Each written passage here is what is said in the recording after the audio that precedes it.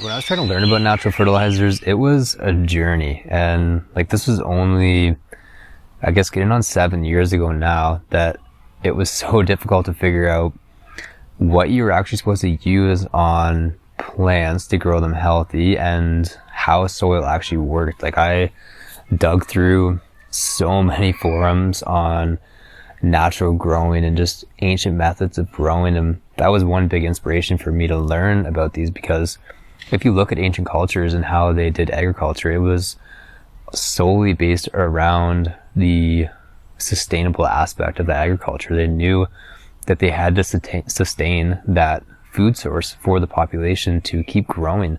And if they didn't, their civilization would fall or die off.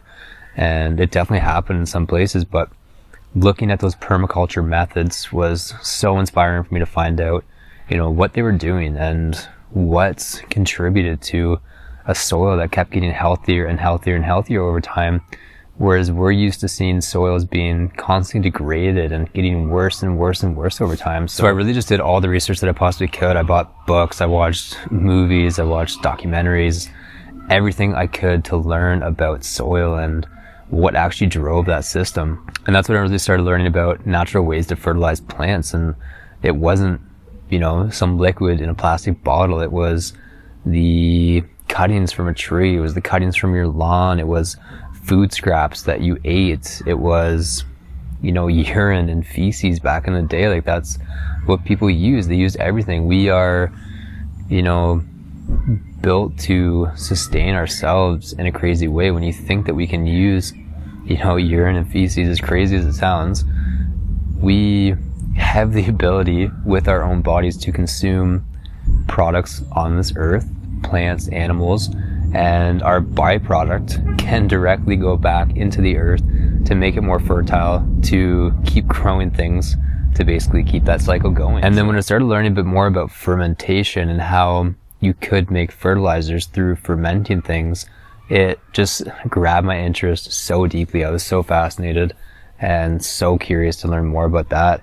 And, fermentation is a beautiful, beautiful thing that, blows my mind that somebody discovered it, but it's really as simple as like leaving something out on a counter for a few days and letting it culture different microorganisms. And, we don't think about it, but the air that we breathe is floating with billions of different microbes that we just can't see. They live on our skin. They are literally everywhere. They're all over the food that we eat. So fermentation is just a natural process of life and decay and how things become available for the earth again. So, fermentation goes hand in hand with fertilizers and plant health and soil health. So I started diving in, and the more I learned, the more I realized that, this is something that can really make a big difference in this space. And it's such a simple, cost-effective tool to use to make fertilizers. You don't need, heavy machinery. You don't need crazy processes that require tons and tons of energy-intensive heat. It's just simply a sealed container with microbes and something that they can eat. And that's it. And the beautiful thing too is that when you use fermentation for this and not heat, the nutrients don't degrade. So anytime we heat something, whether we're cooking our food at home, we are degrading the nutritional value of that food by some aspect.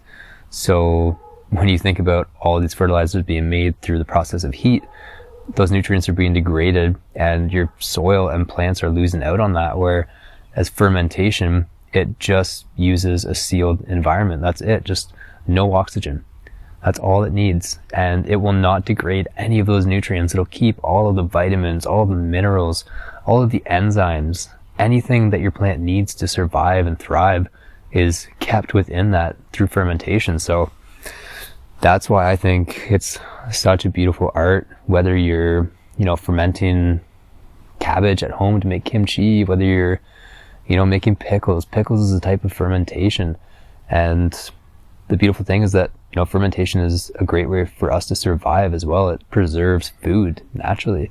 So without fermentation, we'd be very lost, I think. So I'm very happy to bring this art of fermentation back through my products. And, I think it's really cool that we can use a fermented product on our plants to just increase growth like crazy and make nutrients available for the plant again to actually eat. And that's why we see such amazing growth with this product, is because instantly your plant actually has access to nutrients again where before it didn't. And it's such a beautiful thing. I think it's so fascinating, and I love hearing everybody's stories about it, because it just helps reinforce like what I've seen over the years and the difference it makes. And I love seeing people so passionate about it, because it's so interesting and it's so directly tied to us. And we need to understand this in some way. Like, obviously it doesn't have to be as deep as I'm going with this, but even on the surface level, if you can understand that soil is alive and